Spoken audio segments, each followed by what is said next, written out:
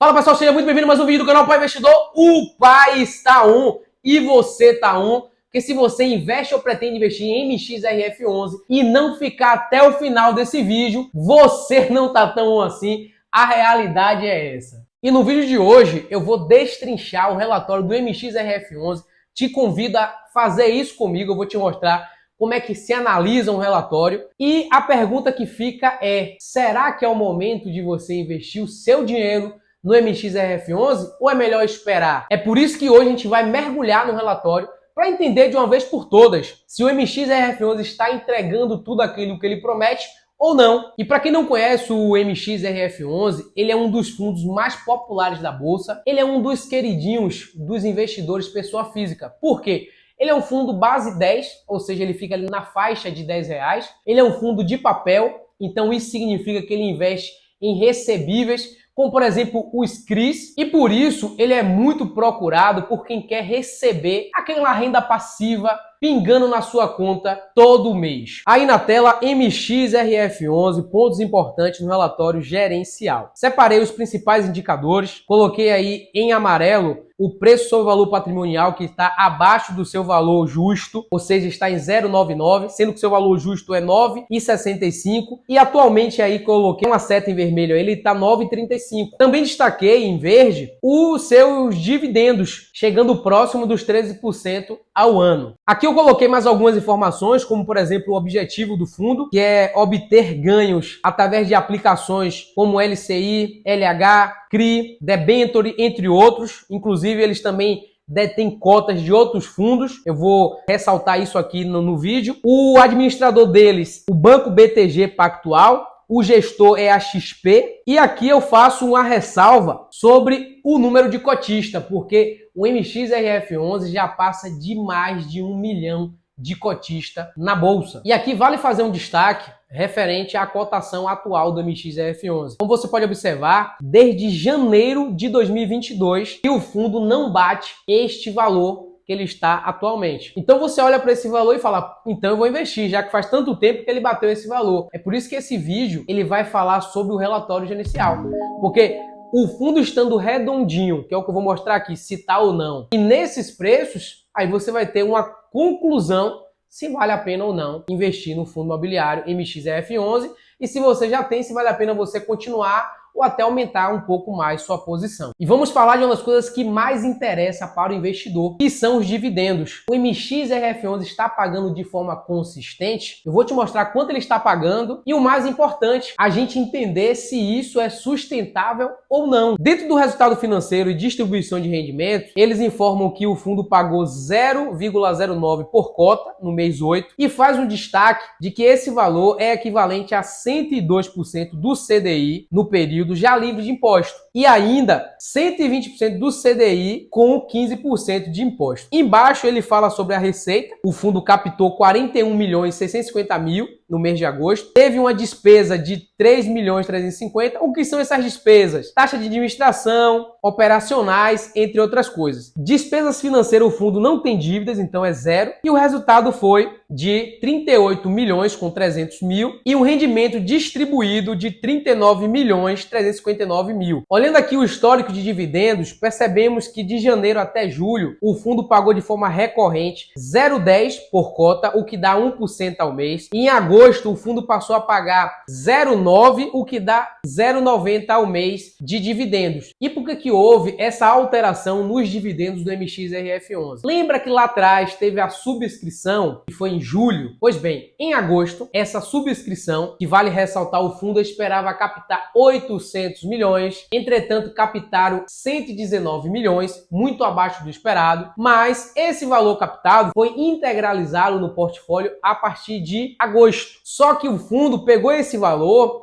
e ele ainda não fez aquisições desse valor integral. Então, as cotas já foram diluídas no mercado, mas a captação de 109 milhões ainda não foi, porque o fundo está fazendo isso de forma gradativa. É tanto que eu vou falar sobre isso aqui agora. Até o fundo fazer essa diluição gradativa do valor, ou seja, os investimentos com valor captado, e isso é muito bom porque faz o fundo ficar mais robusto, maior, vai ter uma pequena diferença no pagamento de dividendos. É tanto que eu grifei Aqui no relatório, as partes mais importantes citadas pelo gestor, falando de como vai ser a distribuição do valor captado pela subscrição. Aí no relatório eu grifei realmente o que interessa. Ele fala basicamente que 80% da alocação do PL, que é o patrimônio líquido, vai ser feito em CRIs, com os bons nomes de crédito, justamente para ter um alto potencial de ganho de capital recorrente com giro no mercado secundário. Ele também fala que 20% do PL vai ser investido em permutas financeiras, que possuem boa rentabilidade com retorno de ordem de INCC, que significa Índice Nacional de Custo de Construção, mais 13% ao ano. Além de operações de fundos imobiliários com característica de CRIs, que é Certificado de Recebíveis Imobiliário. Aqui, para finalizar, ele fala que já foram integralizados 44 milhões em CRIs e também destaca que a liquidação desse valor arrecadado vai finalizar entre o mês de setembro e o mês de outubro. Então a gestão do MXRF11 está empenhada para pegar essa captação da última subscrição e alocar agora no mês de setembro, que já passou, mês de outubro, que já está se findando, e aí, a partir de novembro, os dividendos voltarem ao normal, sendo que as operações estão sendo feitas para trazer bastante lucro para o fundo. De repente, o dividendo vem até um pouquinho mais atraente, né? Aqui também ele destaca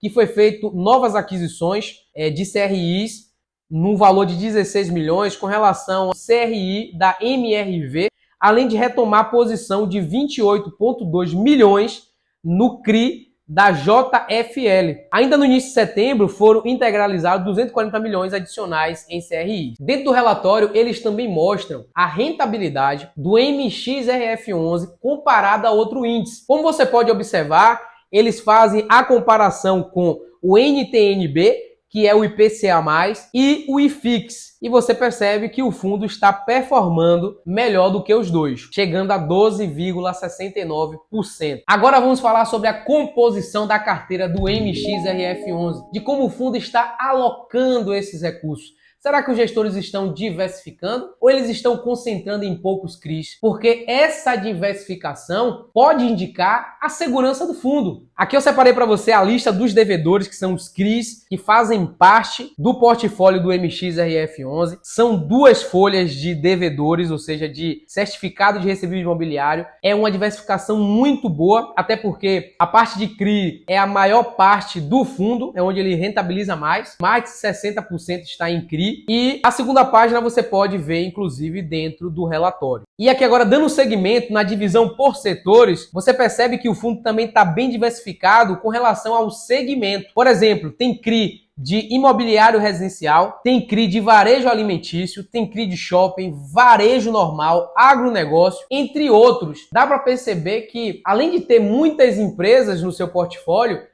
está bem diversificado em vários segmentos. Além dos CRIs, o MXRF11 também investe diretamente em alguns fundos imobiliários. Na realidade, são 11 fundos que o MXRF11 tem na sua carteira e tem 3 aqui que é bastante conhecido, como por exemplo o LP-LP11, o GAR11 e o XP-CI11. E aqui agora, para fechar, eu vou te falar a terceira e última forma onde os gestores do MXRF11 alocam o recurso do fundo, que são as permutas financeiras. Para quem não sabe o que é uma permuta financeira, eu vou falar de forma muito rasa aqui para você entender, mas é uma modalidade de negociação onde as partes envolvidas trocam, por exemplo, bens, serviços ou até mesmo propriedades sem envolver dinheiro. Vou te dar um exemplo. Uma empresa tem um terreno, mas não tem ali o recurso específico para elaborar o empreendimento. Então essa empresa entra com terreno e o MXRF11 entra com recurso. Faz o empreendimento e ali no contrato eles já deixam pré-acordado quanto cada um vai ganhar nesse tipo de negociação. E dentro do relatório eu grifei aqui em vermelho as partes mais importantes, onde o gestor sinaliza a seguinte questão. No mês de agosto, o MXRF11 realizou um novo investimento em projeto localizado na região Prime do bairro Campo Belo, em São Paulo. O fundo desembolsou 10,68 milhões. E aqui dentro do relatório eu vou te mostrar como é que fica a diversificação do portfólio, pegando essas 3 modalidades, né? Os CRIs, os fundos imobiliários, que o MXRF11 compra as cotas, e também as permutas financeiras.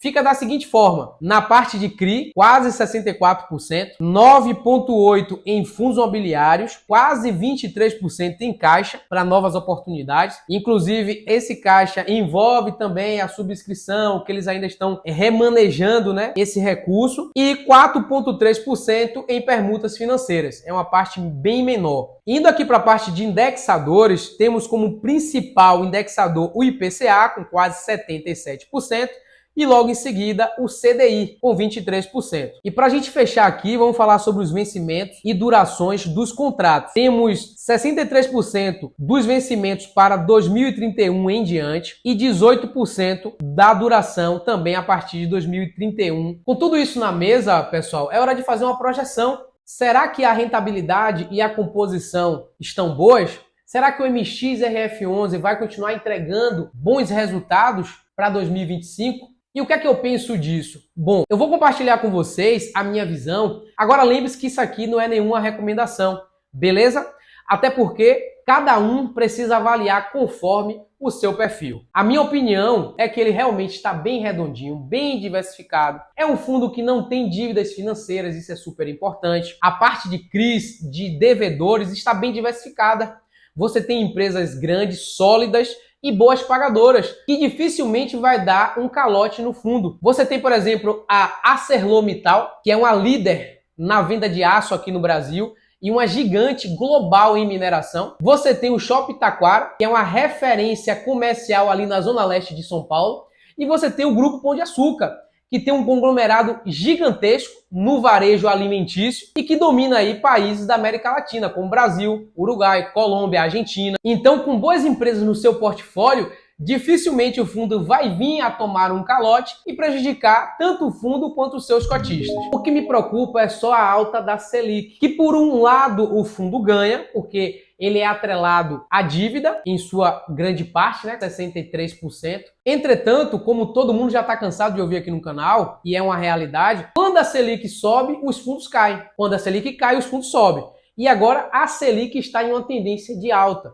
Isso significa que o fundo vai estar rentabilizando mais, show de bola. Entretanto, a cotação pode cair, o que abre uma janela de oportunidade para a gente continuar comprando o fundo com valores atrativos. Foi aquilo que eu mostrei no início do vídeo. Lá em janeiro de 2022, o fundo bateu esse valor. Então, a gente olha o cenário macroeconômico do Brasil, é assustador. Mas são nesses momentos que a gente consegue encontrar as melhores oportunidades de mercado. Então, por um lado, você vê a economia do Brasil ruindo, infelizmente, devido à falta de responsabilidade fiscal do governo, gastando muito mais do que arrecada. Mas, por outro lado, você vê o fundo rentabilizando muito bem. Com isso, você já dá um checkmate. Você tem que continuar investindo de forma diversificada para que você consiga se proteger, mas também conseguindo aproveitar boas oportunidades. Dica de leitura de hoje: Salomão mais rico. Este livro aqui, cara, é um suco de aprendizado. Ele fala muito sobre